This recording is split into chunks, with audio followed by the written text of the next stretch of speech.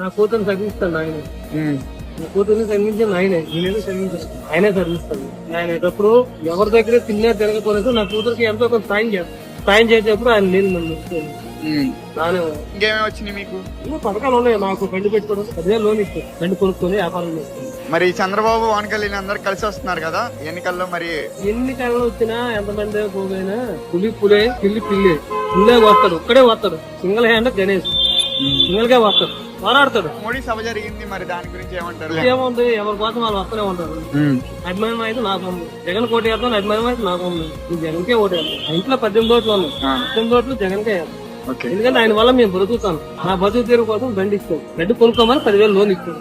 నా కూతురు చదువుకుంటాను. ఎందుకంటే నాకు ఏం చేయాలి, బతుకు తీరు కోసం దారి చూపిస్తాను. దారిలో నడవమంటాను, దారిలో నడుస్తాను. ఉల్లపాట్లో నడవలేం కదా, దారి చూపించాను. నడవడానికి 10,000 ఇచ్చాడు. బండి కొనుక్కున్నాను, బాగా కొనుక్కున్నాను, వ్యాపారం చేసుకుంటాను.